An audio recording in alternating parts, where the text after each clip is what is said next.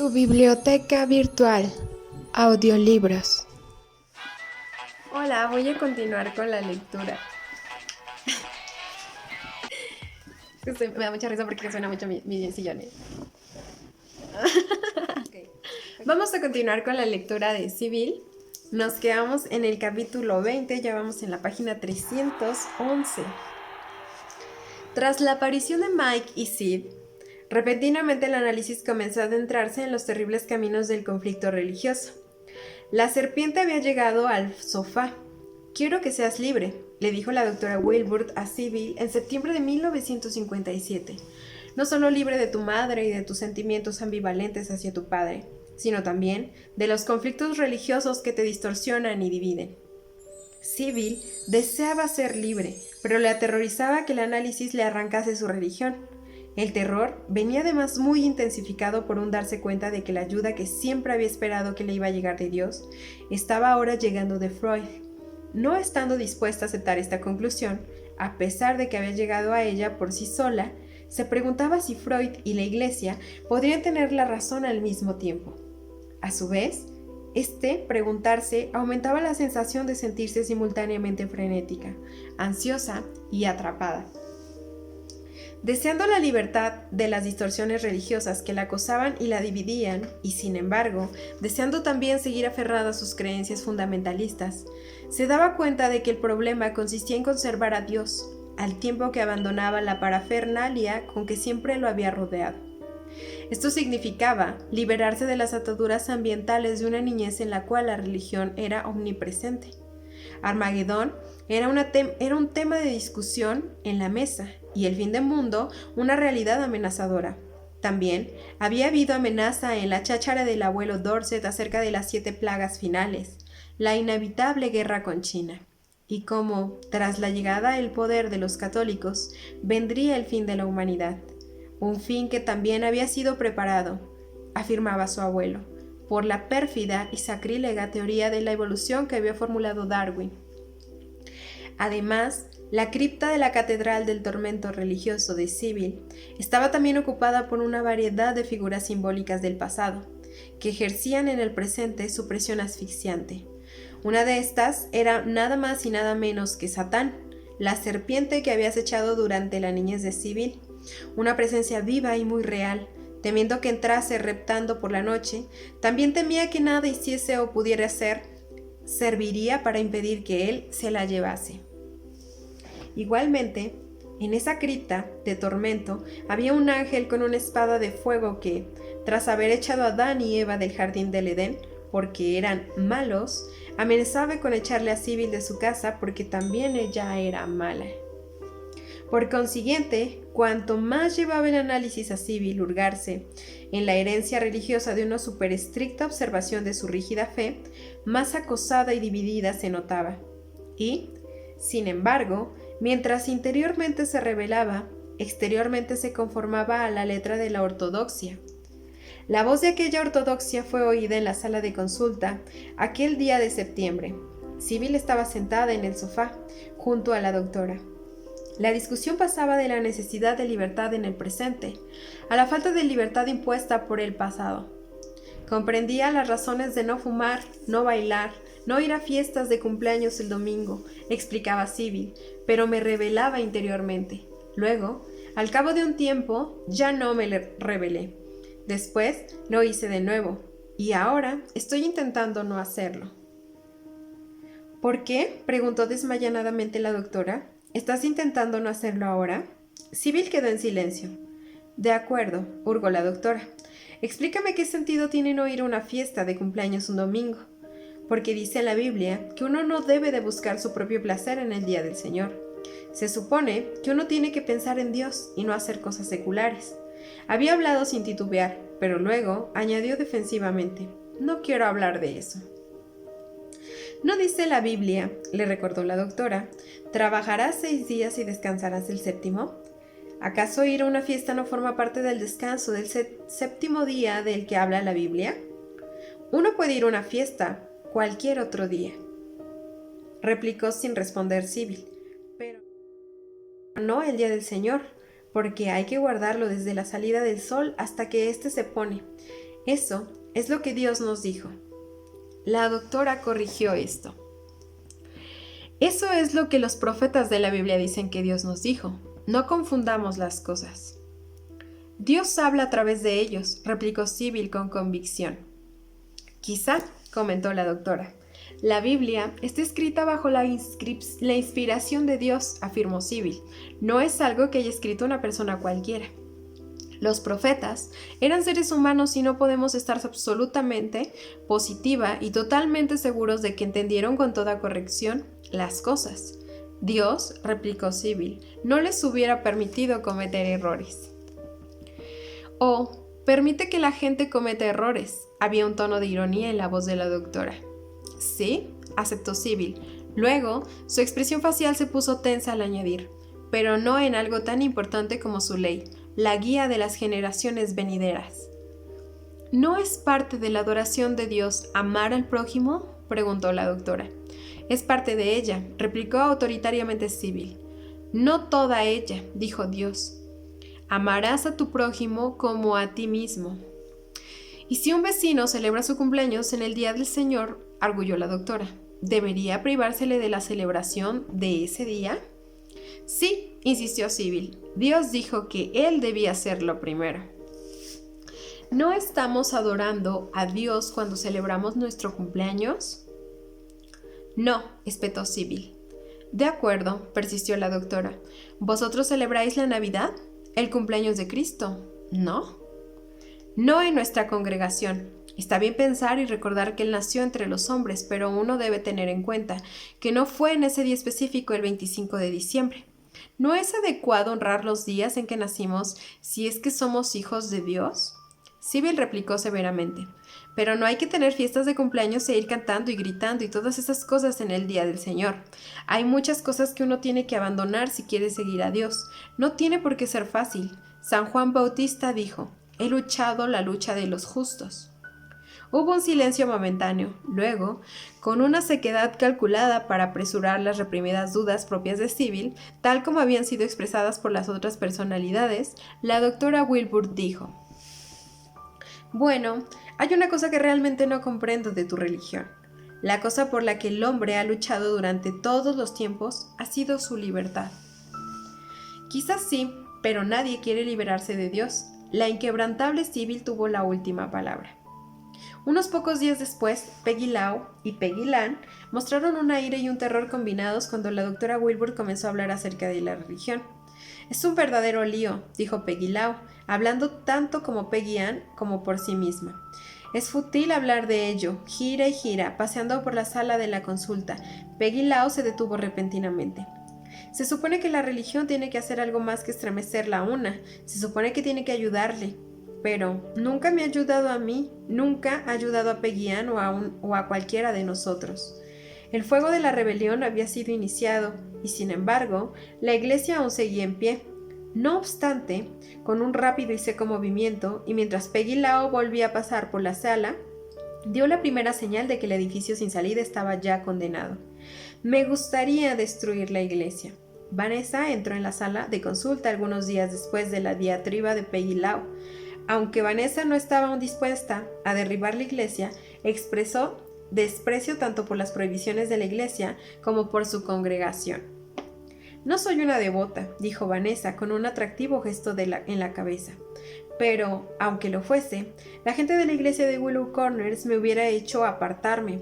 Eran fanáticos, injustos, irracionales e hipócritas.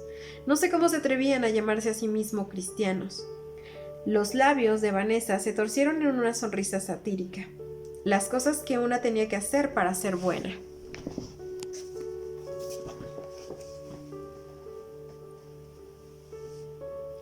Se burló. Lo irónico era que las cosas que una deseaba hacer no eran malas.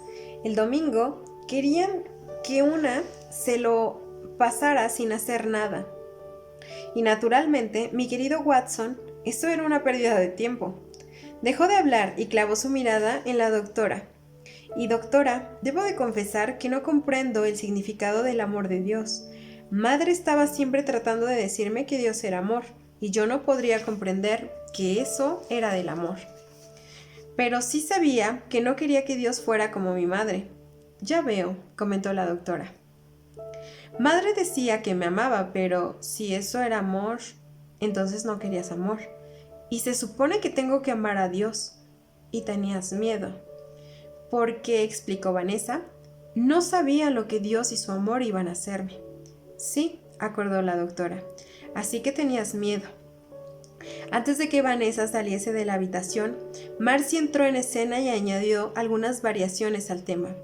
Religiosa y sin embargo resentida contra las prohibiciones religiosas que habían creado en ella un sentido de alienación y le habían privado de la oportunidad de crecer libre, miró pensativa a la doctora. Las cosas que eran buenas para todos los demás no lo eran para mí, y lo peor era que sabía que no podría hacer esas cosas. Bailar, ir a ver películas, usar joyas, incluso cuando creciese, se creería, doctora Wilbur, que no vi mi primera película sino hasta que vine a vivir a Nueva York. Confió con un gesto irónico, pero casi cómico. Marcia sonrió.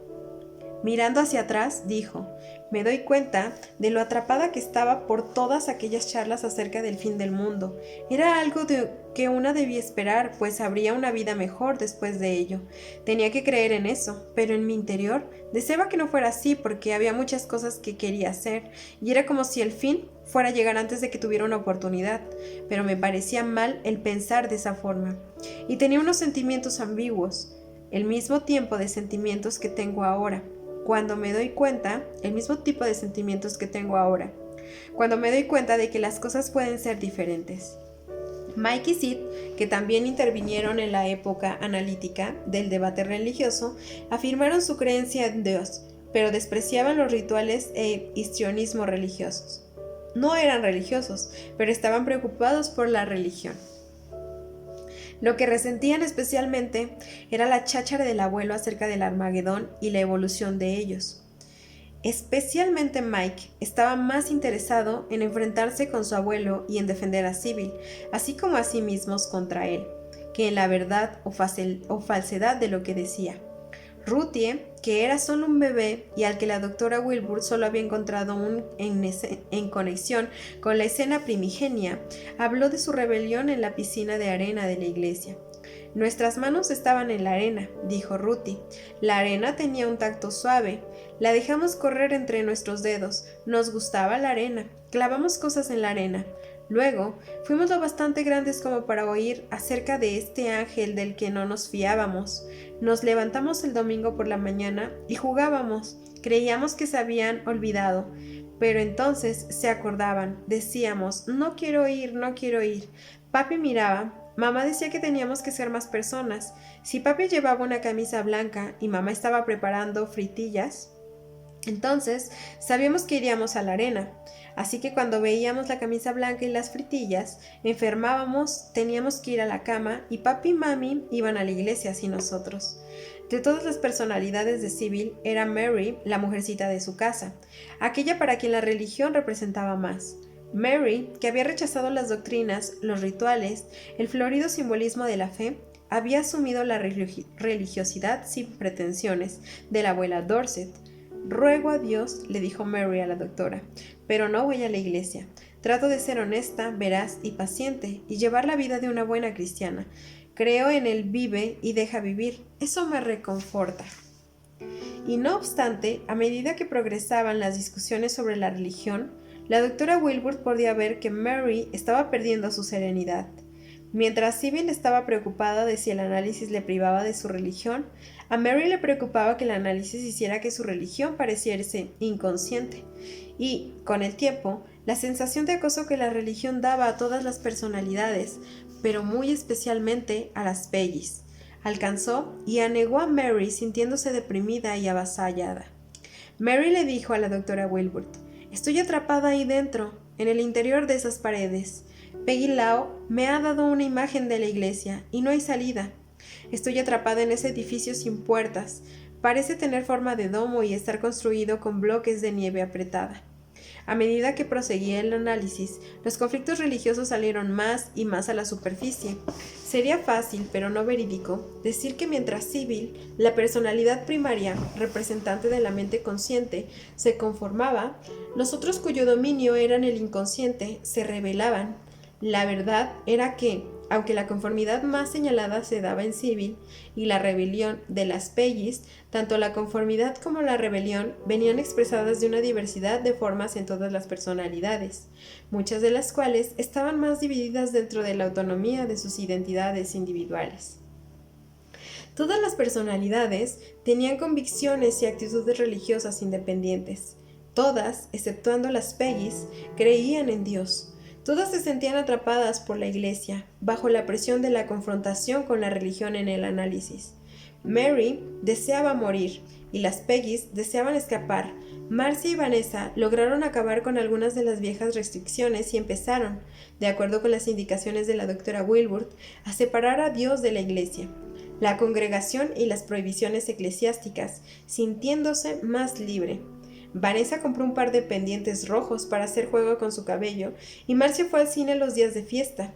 Marcia también se atrevió, al menos experimentalmente, a encender un cigarrillo y dar un sorbo a una copa de jerez. Vicky, que jugaba el papel de observadora sin declarar sus propias convicciones, dado que, después de todo, había sido solamente una visitante a la iglesia de los Dorset, comenzó a sentirse preocupada acerca de Marcia y Vanessa. «No hay nada de malo en lo que han hecho hasta ahora», le dijo Vicky a la doctora Wilbur, «pero están mostrando muy claramente su nueva libertad. Al separarse de los otros, van a hacer que la integración sea mucho más difícil». «Sí, lo sé, Vicky», aceptó la doctora Wilbur, «pero quizá la integración se lleve a cabo haciendo que los otros vayan hasta donde se encuentran Marcia y Vanessa». Vicky se alzó de hombros, luego miró a los otros, a la doctora, y expresó su preocupación por el cambio producido en la misma Sybil. Sybil, informó Vicky a la doctora, no sabe cuál es su relación con Dios desde que se enteró de la existencia del resto de nosotros. Mire, doctora Wilbur, ella siempre ha creído que esa condición suya era algo maligno. De pequeña pensaba que era una forma de castigo, obra de Satanás. Cuando usted le habló de nosotros, regresó esa vieja sensación de que fuera algo maligno, aunque ya no estaba tan segura acerca de Satanás. A menudo, Sybil se preguntaba, continuó Vicky, si no habrá disgustado a Dios. También está insegura acerca de si sus motivos eran siempre correctos. La aterrorizaban las palabras.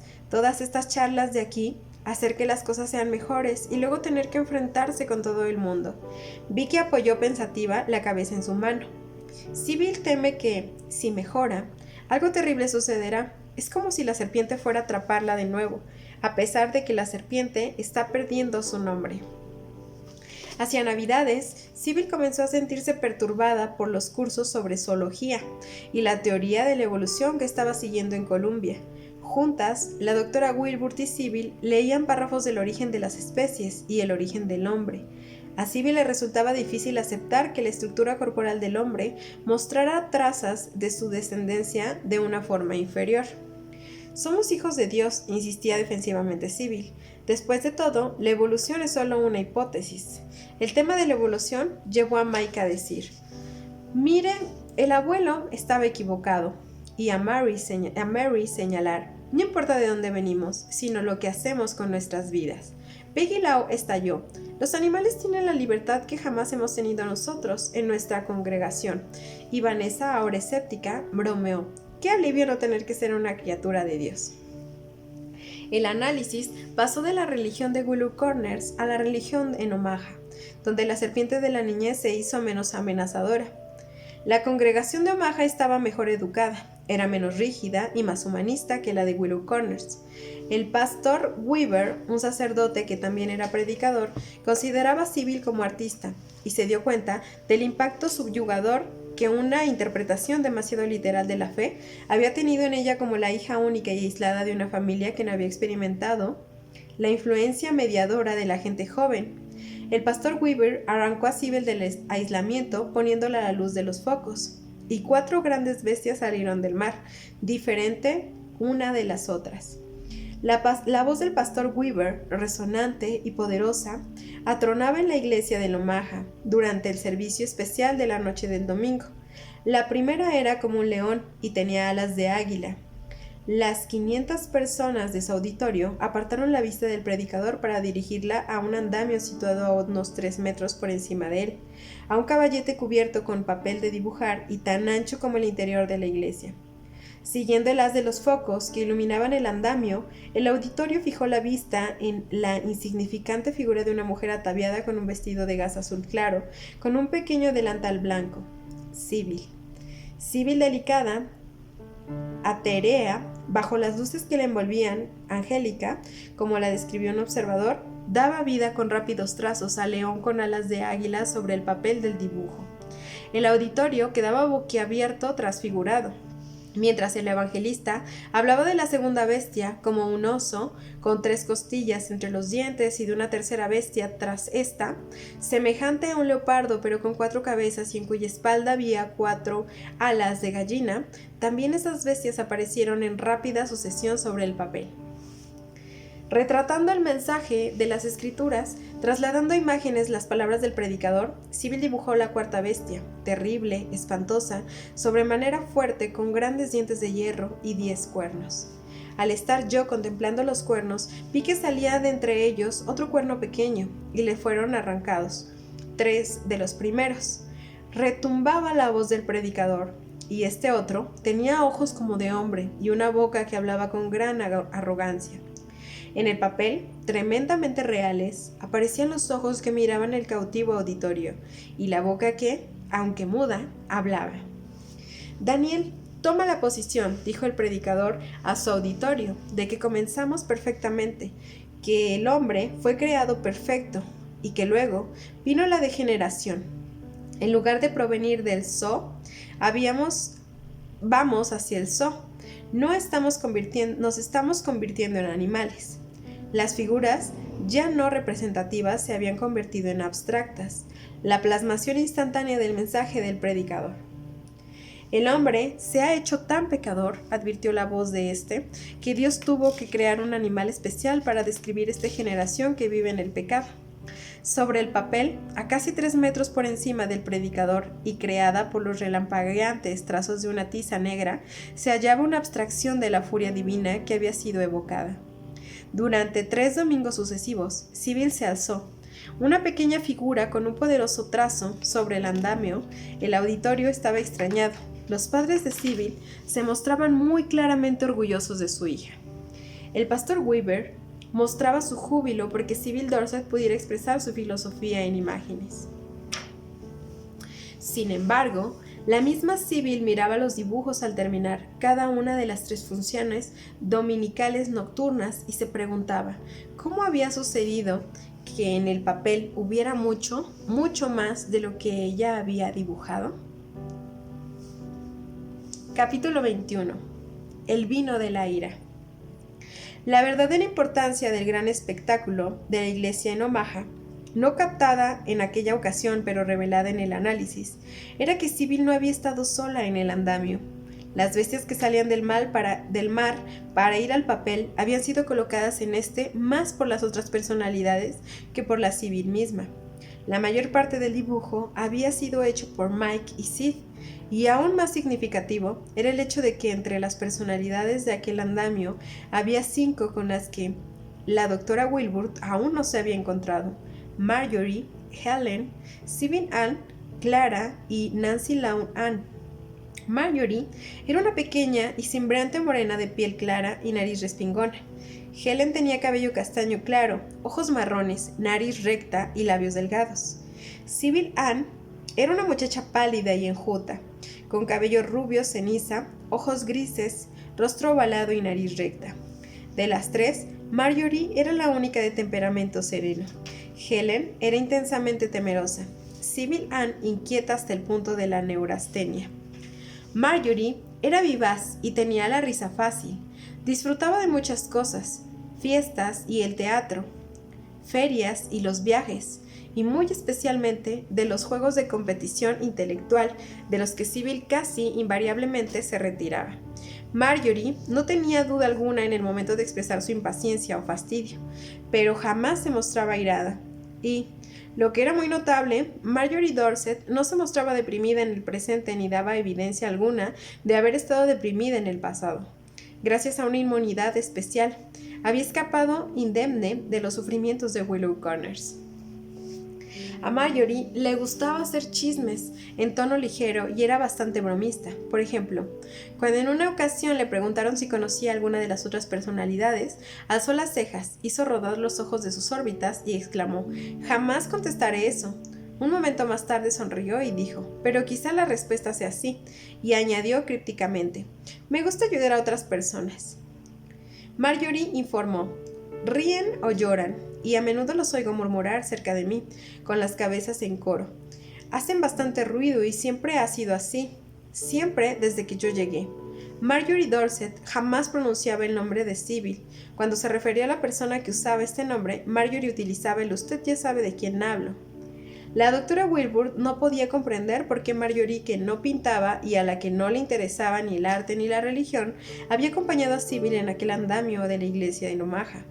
Helen, que no parecía tener un carácter demasiado afirmativo, era, sin embargo, ambiciosa y estaba decidida a ser alguien, a hacer las cosas a mi manera y a hacer que usted, doctora Wilbur, esté orgullosa de mí. A la mención de Hattie, Helen saltó del sofá, donde había estado sentada tranquilamente, para gatear hacia el escritorio, ocultándose bajo el mismo, con los brazos doblados sobre el pecho y la cabeza inclinada hacia abajo, con los ojos desorbitados por el terror. Helen se quedó sentada acurrucada. Sus dientes se entrechocaban ruidosamente. «¿Helen?», preguntó con suavidad la doctora, colocando una mano sobre el hombro de su paciente. «Está en esta habitación», aulló Helen, comenzando a temblar aún con más violencia que antes. «Tras las cortinas». «¿Quién?». «Madre. No hay nadie aquí, Helen, excepto tú y yo». «Nunca más quiero volver a ver a mi madre». «Nunca la verás». «¿Nunca?». Sus dientes dejaron de chasquear y el terror desapareció de sus ojos. Mientras la doctora ayudaba a su paciente a salir de debajo del escritorio y a ponerse en pie, Helen comentó con un tono repentinamente realista que interrumpió el renovado terror infantil: «Tengo los músculos agarrotados». Como en el caso de Marjorie, Helen, que nunca pintó ni tuvo ningún interés religioso especial, parecía haber ocupado un lugar arbitrario en el andamio. Sybil Ann se empequeñecía en la sala de consulta. No hablaba con la doctora, sino que susurraba. Cuando terminaron las presentaciones, Sybil Ann se quedó sentada en silencio, mirando a la nada. Era como si estuviese tratando de borrarse a sí misma de la escena, como si, tácitamente, estuviese diciendo: «No merezco ocupar ningún lugar, perdone que esté viva». Además, cuando Sybil Ann estaba al mando, el mismo cuerpo sufría un notable cambio. Literalmente parecía que se hacía más pequeña. La primera vez que apareció, a medida que el cuerpo parecía empequeñirse, el vestido gris que usaba Sybil Ann parecía expandirse. A las otras personalidades, aquel vestido les caía perfectamente. En Sybil Ann tomaba las proporciones de un saco. Eran como si Sybil Ann se estuviese ocultando dentro de los confines del traje gris en expansión. Del tenso silencio que las envolvía, surgieron finalmente palabras dichas en tono mesurado. Sybil Ann le dijo a la doctora Wilbur: «Tengo que forzarme incluso a mí misma para mover los ojos. ¿Es tan difícil quedarse mirando a la nada?». Luego, la doctora Wilbur se enteraría de que aquella frágil personalidad comía bien pocas veces, dormía muy poco y generalmente mostraba escaso interés por lo que la rodeaba. A menudo decía: «No siento nada». Cuando estaba en uno de sus mejores días, disfrutaba con las bibliotecas y los museos, aunque prefería la música o la pintura. En las muy raras ocasiones en que ella pintaba, invariablemente producía un melancólico cuadro de personajes solitarios con rostros o bien cubiertos o bien envueltos hacia otro lado. En el andamio de Omaha había dado una cierta tonalidad lúgubre a los rostros de las bestias. De forma característica, Sybil Ann asumía el mando del cuerpo cuando todo era demasiado. Sin embargo, este cambio de personalidades era una respuesta a una situación dada, más que una forma de enfrentarse con ella. De todas las personalidades, Sybil Ann era la más profundamente deprimida, y podía permanecer durante horas sentada, tan muda e inmóvil como el pelícano situado sobre el piano de la casa de los Dorset en Willow Corners. Cuando al término de la primera visita a la sala de consulta de la doctora Wilbur, Sybil Ann se alzó finalmente para irse, caminó con paso lento y arrastrado. «Es un verdadero esfuerzo», dijo cansinamente, «poner un pie por delante del otro, y tengo que estar pensando en ello o me paro».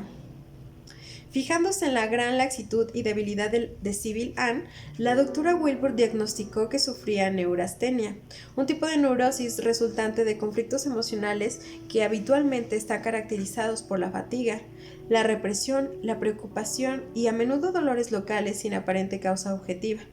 Sybil Ann, y de eso también estaba segura la doctora Wilbur, era una identificación con Hattie Dorset en su fase catatónica en el campo. Clara, que había estado en la sala de consulta durante la rememoración del episodio del andamio de la iglesia de Omaha durante las fiestas de Navidad de 1957, continuó escuchando en silencio el diálogo acerca de la religión, que se extendió a lo largo del resto de diciembre y los primeros meses de 1954. En marzo, se presentó ella misma a la doctora Wilbur con una concisa información autobiográfica. «Tengo 23 años, jamás tuve madre, simplemente existo».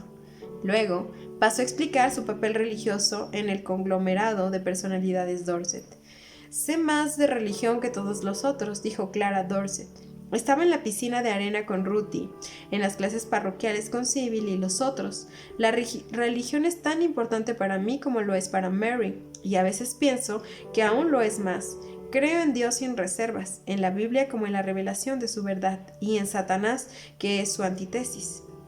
Repentinamente, la habitación fue como un cáliz que contenía el vino de la ira. Clara paseaba arriba y abajo, lanzando una vehemente acusación. «Sybil es una persona deplorable, realmente da asco, y lo peor de todo es que se cree que va a intentar hacer algo y no puede hacer nada. Parece como si no le gustase Sybil», dijo la doctora. «No me gusta», replicó secamente Clara. Personalidad contra personalidad en una mujer dividida. «¿Por qué no?», preguntó la doctora. «¿Por qué iba a gustarme?», replicó con resentimiento Clara. «Me impide hacer la única cosa que deseo». «¿Qué deseas hacer?», inquirió la doctora. «Oh, no es nada tan particular», explicó Clara. «Me gusta estudiar y aprender. Ella se interpone en mi camino». «¿Qué te gustaría estudiar?» «Música e inglés, especialmente historia, cuestiones médicas, química y zoología», replicó Clara. «También a Sybil», se apresuró a señalar la doctora. «No, no es cierto», dijo despectiva Clara. «Se alza una gran pared de acero y no puede estudiar. De hecho, no puede hacer nada. No siempre fue así, pero así es como es ahora». «¿Por qué, Clara?», preguntó la doctora, para tratar de averiguar cuánto sabía en realidad sobre Sybil, aquella recién llegada. «Es la ira», replicó autoritariamente Clara. «Tengo algunos buenos taladros para perforar y derribar esa pared de ira», aseguró la doctora. «Clara, ¿quieres ayudarme?». ¿Por qué iba a hacerla? El enfado de Clara se había hecho aún más pronunciado. ¿Qué ha hecho ella por mí? Entonces, sugirió astutamente la doctora. «Ayúdame a darle un buen golpe a esa pared, no por Sybil, sino por ti». «¿Por mí?». Clara alzó desmayadamente los hombros. «Me temo, doctora. Que no veo la relación que tiene eso». «Clara, ¿no ves que si ayudas a Sybil se ponga bien, ya no se interpondrá en tu camino y podrás hacer las cosas que deseas hacer?» El tono de la doctora era insistente y urgente. «¿No puedes ver que al ayudar a Sybil te estás ayudando a ti misma?». «Bueno», dudó Clara, «Sybil está tan lejos de todo que no podría alcanzarla ni aunque lo desease». «Inténtalo, Clara». El tono urgente de la doctora se había convertido en una súplica. «Por tu propio bien, Clara», añadió con suavidad la doctora. «Mañana por la mañana, cuando se despierte Sybil, quiero que hagáis algo. Vosotras las chicas». «¿Los chicos también?», preguntó Clara. «Sí, todos vosotros», le contestó la doctora. «¿Qué?». «Quería saber, Clara, ¿ir a la iglesia? Mañana es domingo». No quiero que vayáis a la iglesia», replicó con firmeza la doctora. «Simplemente quedaos a dormir hasta tarde y decirle a Sybil que la razón por la que no puede hacer todas las cosas que le gustarían es porque las complicaciones de la enfermedad le están mermando fuerzas». Clara, que había estado paseándose de un lado a otro mientras hablaba, se detuvo abruptamente. «Pero, doctora», protestó, Le dijo a Sybil que podía seguir estudiando a pesar de la enfermedad, incluso aunque el análisis le estuviese ocupando mucho tiempo. Sí, explicó la doctora. Le dije eso, pero eso fue antes de que supiera con cuánto dolor tenía que enfrentarse.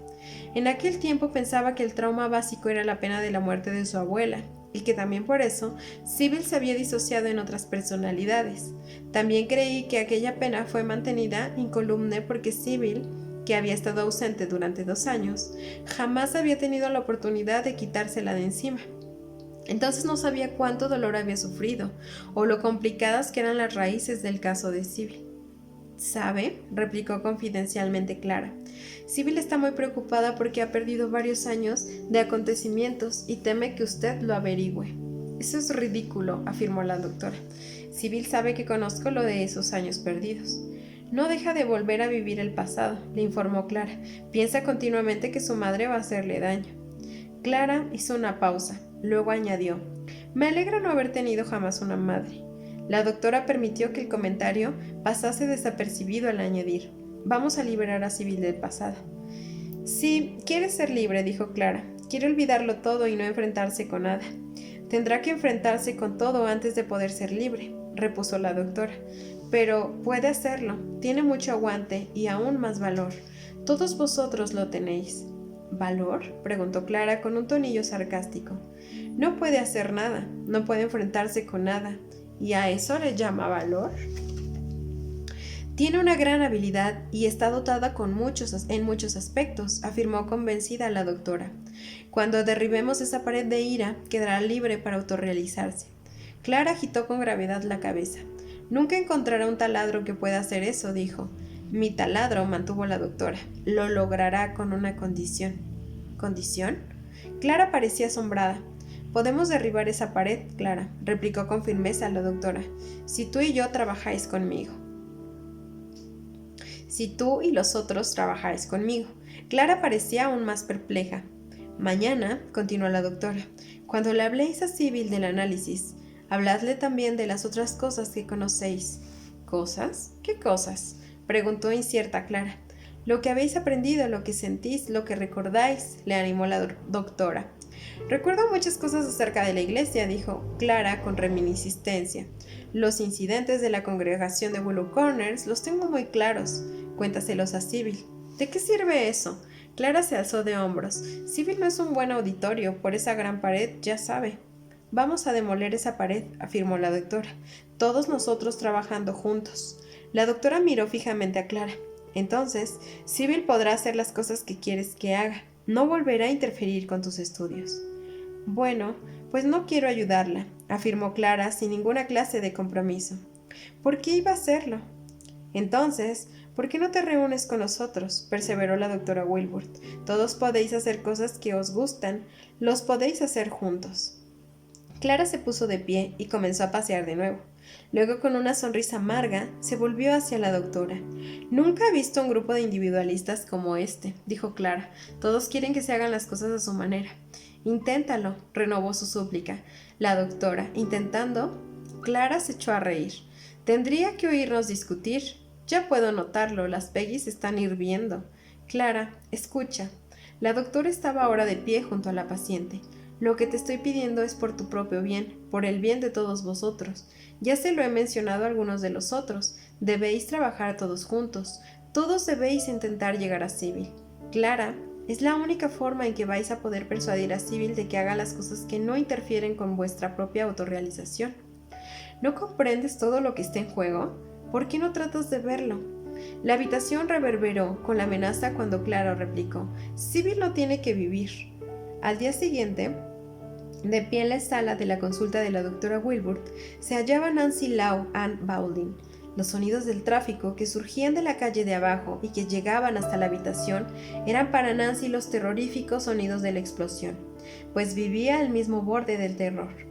No me gusta que las cosas estallen, comentó ahora Nancy. Siempre estallan, siempre cuando eres pequeña y tu madre te tira los juguetes. Las cosas te golpean, te encuentras atada y te mareas y ves puntitos que giran. Es tan malo como una bomba y hay ruidos, un horrible estrépito que es tan malo como la explosión de una bomba. Cuando eres pequeña. Y lo peor de todo es que madre no está muerta.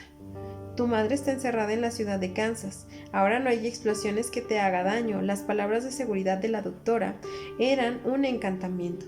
No sé cómo sabe eso, protestó Nancy. Madre puede estar enterrada en la ciudad de Kansas y estallar en mi mente al mismo tiempo. Además, hay muchos otros tipos de explosiones que podría nombrarle y que no sé cómo puede usted impedirlas. No puede hacer que la conducción de gas o horno no estallen. Tu casa no tiene ningún horno de gas. La doctora dio esta nota práctica y realista para calmar el terror. La delirante respuesta de Nancy, mientras sus labios se agitaban divertidos un instante, fue: bueno, supongo que tiene que ser un gran puff para que sea una explosión. El terror regresó a ella al añadir: pero usted no puede impedir que el mismo mundo estalle. Y eso sí que será un gran puff. El mundo no va a estallar, Nancy, afirmó la doctora. Entonces, ¿para qué tendrían que construir todos esos refugios antiatómicos? Replicó rápidamente Nancy. ¿Y por qué vemos por todas partes los signos del fin del mundo? Satanás destruirá el mundo y Dios lo hará perfecto, para que no haya más pecado. Según las profecías, en la guerra final, el Armagedón, todo será destruido. Aún no ha llegado la hora. La doctora Wilbur estaba decidida a liberar a Nancy de su obsesión. La profecía nos dice que antes del fin del mundo, continuó Nancy, sin hacer caso a la interrupción, los ríos se secarán y serán como sangre. Y también nos dice la profecía que, antes del fin, los católicos llegarán al poder y controlarán el gobierno y las mentes de los hombres. Estamos viendo que estas cosas suceden. En todas partes leemos que los ríos están contaminados. La contaminación es la sangre de la que habla la profecía. Y como uno no puede vivir mucho sin agua, moriremos tal como dice la profecía. También se está cumpliendo la profecía acerca de los católicos. Los católicos comenzaron, hace mucho, a construir escuelas y universidades, pero no pudieron hacer mucho hasta 1936 o 1939. No estoy muy segura del año. De cualquier forma, no pudieron hacer mucho antes de que el Vaticano fuera reconocido como Estado independiente, con derecho a hablar, y los católicos se han vuelto más poderosos desde entonces. Llegará el día, doctora Wilbur, en que si una no adora a los sacerdotes, cardenales y papas católicos, le sucederá lo que a los judíos bajo a los nazis. Los católicos van a hacerse más y más poderosos, y si nos despabilamos, no dejaremos que un católico sea candidato a la presidencia. Controlando a los niños, ¿saben que también podrían controlar a los padres? No dejarán escapar una sola posibilidad de esclavizarnos. Nancy se volvió inquieta y aprensiva por la habitación. Al fin, se volvió hacia la doctora añadiendo: jamás seré católica, jamás haré lo que me ordenen hacer, y me temo que acabarán dando órdenes. No quiero que me encierren en una prisión, pero no haré lo que me ordenen. Los ocultos caminos de la histeria ya no seguían ocultos. La nota creciente de aquel poderoso sentimiento llenaba la pequeña habitación como el sonido cada vez más fuerte de una orquesta. Nancy se dejó caer en el sofá. Doctora, las palabras eran arrancadas, lentamente. A veces tengo tanto miedo por todo esto que preferiría morir ahora mismo. La doctora Wilbur le contestó con suavidad en voz baja. ¿Por qué ibas a querer morir? Abandonarías demasiadas cosas. Amar a la gente, hacer cosas, disfrutar de la música, del arte, de la naturaleza. Luego la doctora añadió testaruda y decisivamente: entenderte con Sibyl y encontrarte a ti misma. Había quedado roto el ánimo del momento. El terror fue reemplazado por la ira y por una postura defensiva. ¿Por qué me acorrala?, preguntó Nancy. Cariño, no estoy acorralándote, replicó la doctora, buscando calmarla. Estoy tratando únicamente de mostrarte que no hay razón para que mueras. ¿Que no?, replicó pensativa Nancy. Hay razones privadas y públicas. ¿Cuáles son las razones privadas?, preguntó en voz suave la doctora, dándose perfecta cuenta de que, a pesar de la violencia de aquellas exclamaciones, este era su primer contacto verdadero con Nancy. Oh, respondió Nancy, todos nosotros estamos tratando de hacer que Sibyl haga cosas, y esto no va bien. El estar unida a Sibyl es una frustración constante, me irrita, me asusta, y a veces noto que me gustaría acurrucarme como un bebé. Pero además, me encuentro muy unida a las Peggys, y sabe lo que ellas piensan de Sibyl. Sybil hace que Peggy Lau esté irritada todo el tiempo, pasando repentinamente a un estado relajado y casual. Nancy se explicó. Estoy tan unida a las Peggys que he tomado sus dos nombres, pero ellas usan el apellido Dorset. Yo no. Yo soy Nancy Lau Baldwin. La señora Baldwin era una maestra que Sybil pretendía ser cuando yo llegué.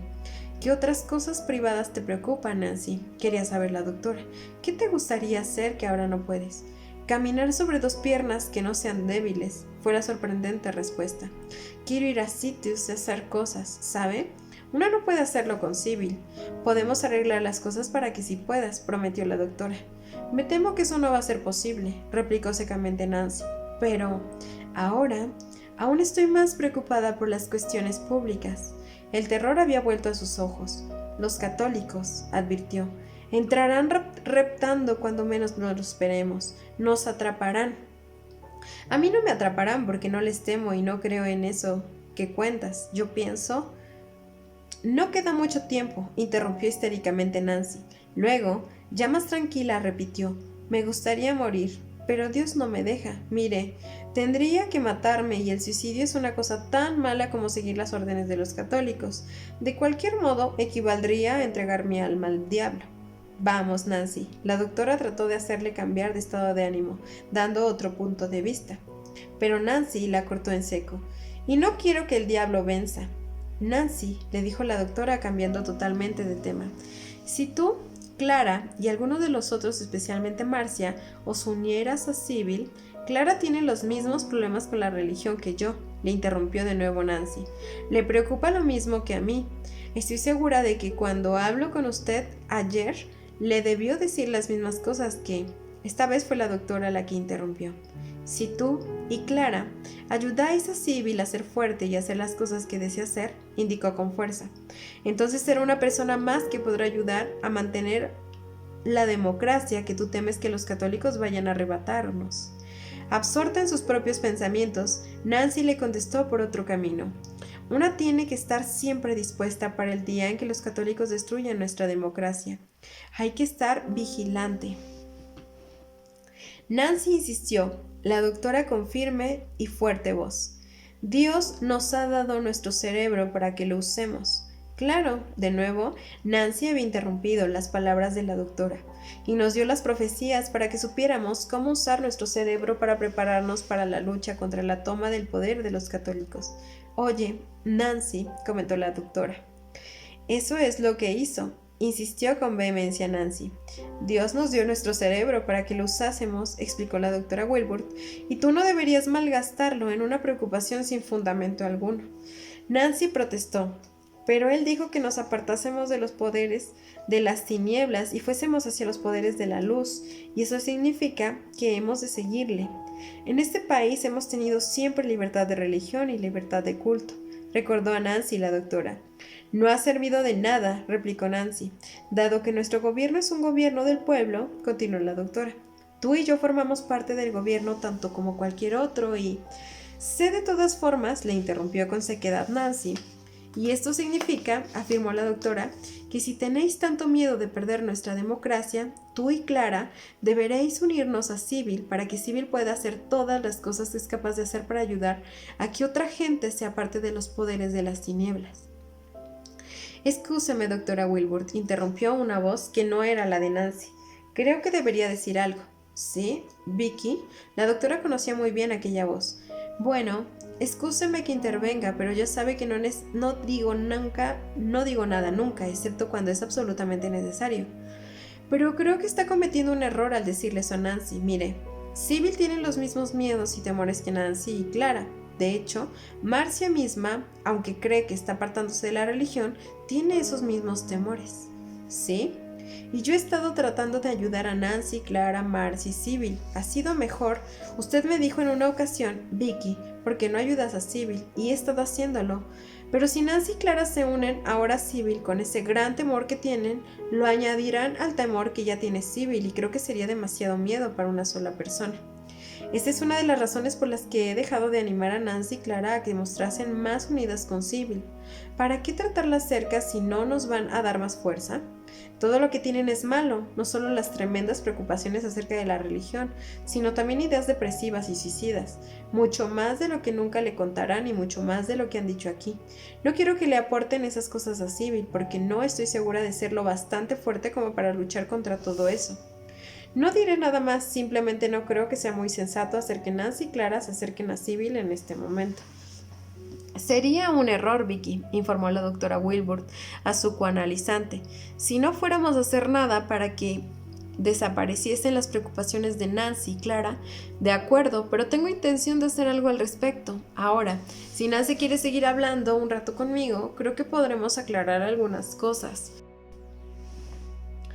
Cuando la doctora Wilbur se dio cuenta de que habían sido reveladas 5 nuevas personalidades, recordó el tiempo en que, tras haberse encontrado por primera vez con Vicky, había estudiado la literatura existente acerca de la personalidad múltiple. Había especulado acerca de que el caso de Sybil era más complejo que el de la señorita Beauchamp o el de Doris Fisher. Ahora sabía que el caso de Sybil Dorset, precipitado no por un trauma, sino por una multiplicidad de traumas, era el más complejo del que jamás se hubiera tenido noticia. Las raíces múltiples de la complejidad de Sybil, la madre esquizofrénica ayudada y estimulada por un padre pasivo y periférico, el medio ambiente cándido e hipócrita, y la histeria engendrada por la fe fundamentalista, especialmente tal como venía tipificada por el abuelo Dorset, había sido diseccionadas e interpretadas, pero la doctora seguía sin saber cuándo había tenido lugar la primera disociación.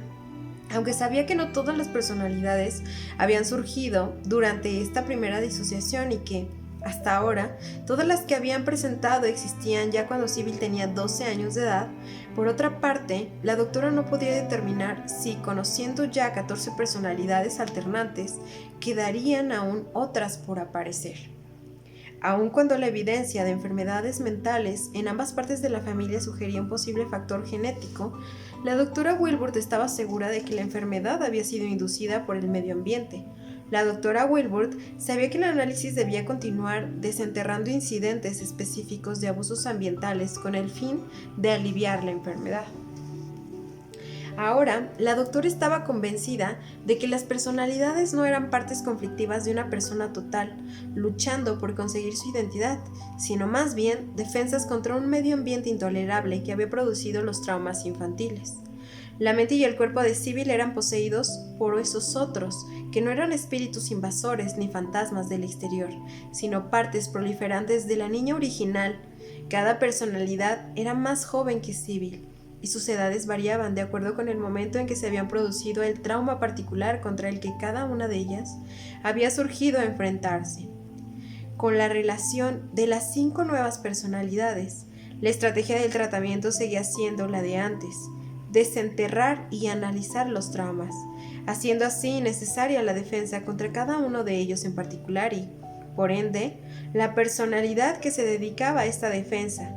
La integración sería realizada haciendo que cada una de las diversas personalidades devolviese a Sybil la disminuida personalidad primaria, las adquisiciones y formas de comportamiento que habían robado a Sybil original. Tenían que devolver el conocimiento, las experiencias y los recuerdos que se habían transformado en suyos durante el tercio de la vida total de Sybil, que ellas, y no Sybil, habían vivido. Ahora, quedaba claro que lo indicado era un ataque acelerado contra los traumas subyacentes, un ataque durante el cual cada personalidad tendría que ser analizada como una persona en sí y por propio derecho. Naturalmente, al fin, todas tendrían que ser integradas en la que Sybil primaria. Sin embargo, la integración era todavía un objetivo distante, más distante aún debido a la complicación que representaba la aparición de nuevas personalidades. Los destellos de integración que ya se habían visto habían sido de corta duración. Igualmente, la doctora Wilbur se daba cuenta con objetividad de que había riesgos con los que enfrentarse. El mismo acto de encararse con un trauma desenterrado, al intensificar el dolor, a menudo provocaba un retroceso. No había seguridad alguna de que el desenterrar un trauma fuera a llevar a la integración parcial de la personalidad que realizaba la defensa contra el mismo. Quizás Sybil fuera aún más despedazada por la misma terapia que intentaba curarla. Pero la enfermedad era tan severa y la necesidad de integración tan grande que merecía la pena correr con todos los riesgos posibles en una lucha más intensa. Hasta aquí vamos a terminar de leer. Mañana vamos a continuar. Y cuídense mucho.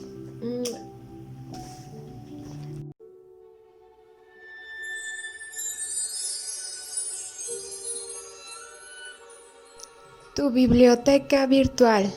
Audiolibros.